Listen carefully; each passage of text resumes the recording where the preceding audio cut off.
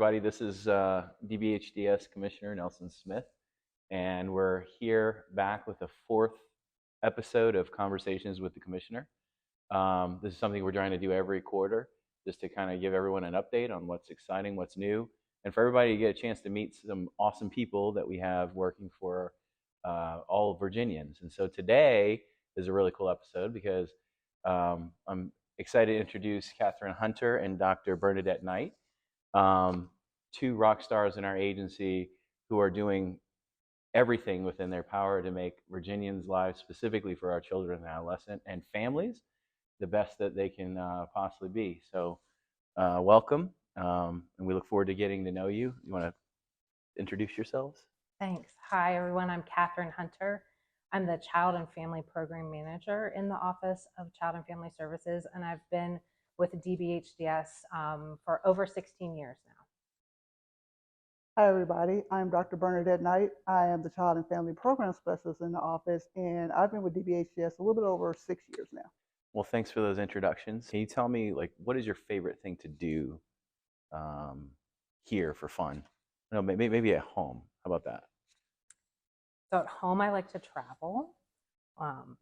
And here at the office, I really enjoy spending time with the colleagues that are back here in central office. Okay. Yeah.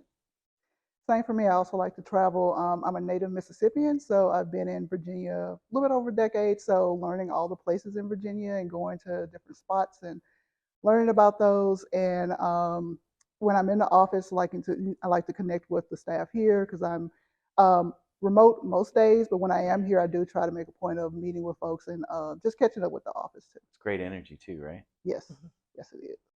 Yeah. All right, well, let's get to some official stuff, like what's going on. So there's been a lot of talk about children's mental health. As you know, we need to do a lot more, like yesterday. And so do you want to highlight some of the things that you've been working on specifically and what you're most proud of too? Absolutely, and thanks for that question. The focus on children's mental health is incredibly important given the challenges many young people face today. The need is substantial with various factors such as academic pressure, social media, family dynamics, societal changes, all contributing to the stressors that children encounter.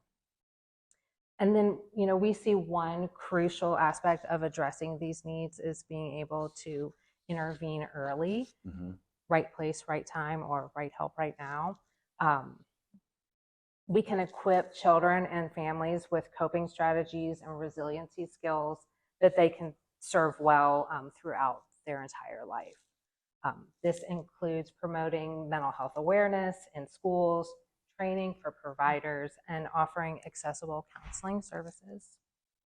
So the Office of Child and Family Services is committed to making a difference in children's mental health. One aspect is involving partnering with schools to implement comprehensive mental health strategies or programs, and Bern'Nadette can speak to some of those programs. Yeah. So like Katharine mentioned, the past two fiscal years, we've been working to help really implement school-based mental health services.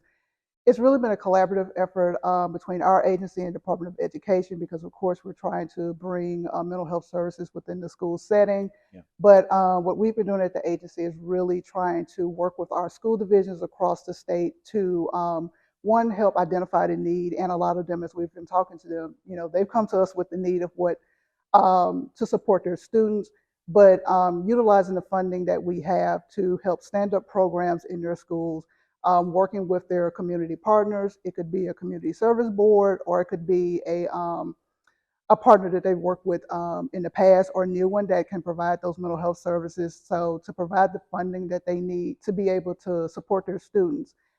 And the other part of that too is also the technical assistance part of that.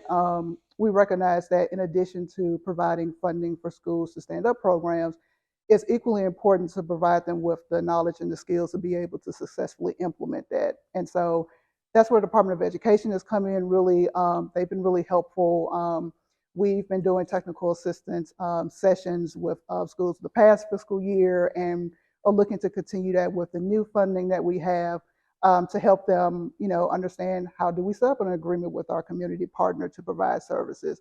We often talk about the funding, but we also need to also have the data to show and tell the story of the successes and the things that we learn. So the importance of data, like what data do you collect? And then also to just basically developing that community relationship. I know that's a larger initiative on the Right Help right now, which school-based mental health is focused on. But in addition to the funding language saying we have to, school divisions have to partner with them, also helping to foster that relationship in the long term. That's amazing. There's so much going on in that space now, and it's so past due. I hear it from families all over the Commonwealth, and you think about it, they spend most of their day in school, but yet there's no mechanism to support them there. So what have you heard? Like, how are people responding to this in the community? Well, I know there's been a lot of response, great response to your point. We're hearing from community partners and school divisions saying there's definitely a need. Everyone's definitely, excited and grateful that the General Assembly and that we're actually putting forth funding to move this initiative forward. And even from family, those who are doing like peer support services, family support services, I think everyone is on one accord. It's like, this is important. We're excited to see this come to fruition, and we're also equally excited to see what this will mean moving forward down the line. And I think in our office, that definitely, myself personally in the office, this gives us sort of the momentum to say this is an important initiative. We understand that the need is great in the community, and that we're going to do what we can to advance school-based mental health so that ultimately our children and families are supported. Yeah.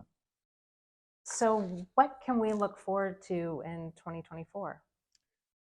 Well, there's a lot. We're always doing something. And the reality is, by the way, I just want everyone to know I'm so proud to be part of this team. This past 2 years has just felt like a blur. And you all make the job look, I mean, it's really easy to be in this job and know there's so many awesome people out there like you. I mean that. And so what I'm proud of is just more of that, right? So we've done a lot of things within Right Help right now, within our agency itself. And then getting into more specific stuff, the General Assembly is on right now. I think they're always on, I don't know. But there are a lot of bills that have been flying around. And as you know, like behavioral health care is that kitchen table topic. It's so important that people are putting a lot of emphasis on it. So we're very pleased with the way things are shaping up for us. Crossover happened, so now the budget's being shaped, and then they're going to go to conference, and we'll see how much more money we're going to get to make all these awesome programs work for all Virginians and for all the facilities too. We're very excited about some of the legislation that's coming through for that, but can't get ahead of ourselves. The other thing is our facilities. I have not been out in a long time, and I'm going to be looking forward to getting out and just meeting those people that are out there grinding. I want to get back out. I want to hear what's going on. I want to hear the truth. But really just being out there amongst everybody, it's really cool. I'm looking forward to that personally. And also being back into the communities. Another cool thing is in March is Developmental Disability Awareness Month. Really cool. I'm excited about this year's theme is a world of opportunities. It's very similar to a life of possibilities for all Virginians. And so we're really looking forward to celebrating all that. What are y'all most excited about or looking forward to in 24? So like the Disability Awareness Month, the Office of Child and Family Services celebrates Children's Mental Health Awareness Day. This is a great opportunity for us to help to destigmatize children's mental health. SAMHSA recognizes Children's Mental Health Awareness Day nationally on the first Thursday of May. We typically try to celebrate throughout the month, or at least throughout that first week. So be on the lookout for some social media posts coming from our office. We've begun year 2 of the strategic plan. Commissioner Smith, can you share anything we can look forward to that in the second year? Yeah, absolutely. it's really cool.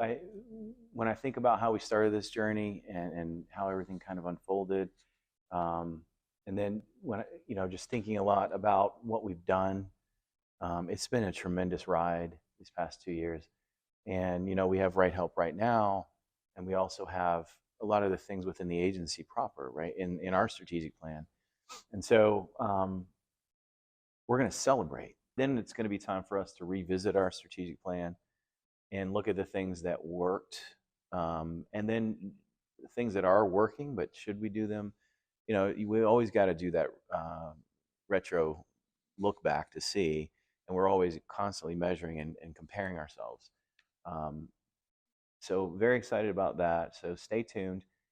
We have a new strategic planning office, and Craig Camage and his team are just really hit the ground running, and they're looking for wonderful ideas. So anyone out there, don't be shy. This is all of us. It takes all of us to make Virginians' lives full of possibilities. So if you have any ideas or thoughts, please feel free. Send them an email. They're approachable. So I saw that the Right Help Right Now Year 1 report just came out. What are some of the biggest takeaways from that report? Well, I always love talking about our crisis system. I love bragging on teams. They're doing a wonderful job. And 988 has been, I think, a tremendous success from our marketing team. They've reached, I don't know, most Virginians. I want to say most, but I want to say all, but some people aren't on social media all the time. I don't know. But at any rate, so really, 988 has been incredibly successful. We've awarded the first tranche of monies for crisis receiving centers, and we're getting ready to announce the second one. And that's adding capacity, beds, chairs throughout the entirety of the Commonwealth to include monies for ongoing staffing and all these other things. We were able to centralize everything onto the Virginia Crisis Connect platform. Again, modernization when we talk about this whole delivery system. So the crisis team has been doing a tremendous job. There's some other areas that we've been able to make great successes in. One is more in the health professions, but just we've seen over 50% increase in licensed clinical social workers in the Commonwealth, and over 10% in LPCs, licensed professional counselors. There's just so many areas that we're having great successes in, and we hope to be able to highlight those publicly. But stay tuned. We still have a lot more work to do. And as you know, like in the child and family services, there's a lot going on there. So we're looking forward to that too. So I've heard a lot about a new logo and new branding for, particularly with Southwest Mental Health Institute. Can you tell us what else is coming down the turnpike in terms of logo and branding? Oh yeah, I'm very excited about this stuff. I'm just a big fan. With all the energy and movement you have to see, the strategic plan and all the initiatives that we've got going, we've really tried to work on our culture, right? And so with that comes like this identity. We want everyone to know that they're part of this thing that's bigger than any one of us. And that's kind of where that new logo comes in. And I've talked about that a lot. So, and a lot of people are excited about it. So lots of requests for t-shirts. I want to get some pretty cool socks, the swag. Southwestern Virginia Mental Health Institute's Dr. Cynthia McClaskey and her folks were able to work with our team here, come up with a really cool design that's kind of like their identity, but it still has that foundational look of that one DBHDS idea. It has like some cool mountains. We've got a new Revive logo that looks, I think, pretty epic. All right. So Thankful Thursdays. Hopefully y'all are finding those interesting, fun, and you're recommending your colleagues. Please do that, because nothing feels better than, number one, for yourself to give acknowledgement to someone, but also to receive it. And there are people out there just doing hard work, and sometimes they just need to be seen. And we're very thankful for our Thankful Thursday. So now we have that. It's that time. We're going to do a drawing. Before we do that, look at this. Everybody's going to get a sticker too with the T-shirt.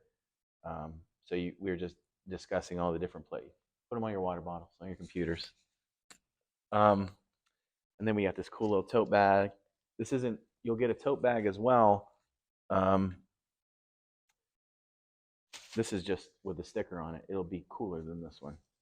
All right, so I'm going to shake it up here. Okay, who wants to do it? You guys want to do like a joint hand in here? No, just. All right. You guys read it? The Specialized Investigation Unit, SIU.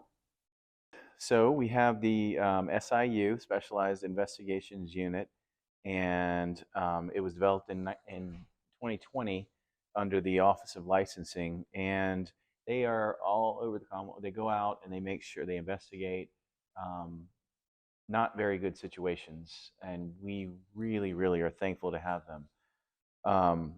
It says that they embody true teamwork, and they're just incredible professionals, and they go above and beyond, and they're incredibly dedicated.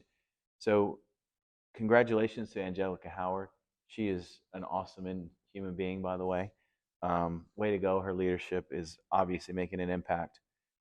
Jessica Wright from Region 1, Pam Wright, Region 1, Krista McCrae, Region 2, Travis Nelson, Region 3, Amanda Worley, Region 3, Nanshel Wilson, 4, Gregory Relaford, 4, Lauren Allen, and Josh Turner down in Region 5. Congratulations to you all. Well-deserved, and we want to hear more. All right, this has been awesome. It's been a wonderful time meeting with you. No, we're very, very happy that you're on this team, and your work is just incredibly invaluable. I think if Virginians knew truly the passion that you have, that you two individually have, I think that people would just, I don't know, cheer even louder. So I'm proud again to know you all and be part of this team, and I hope you all feel the same way.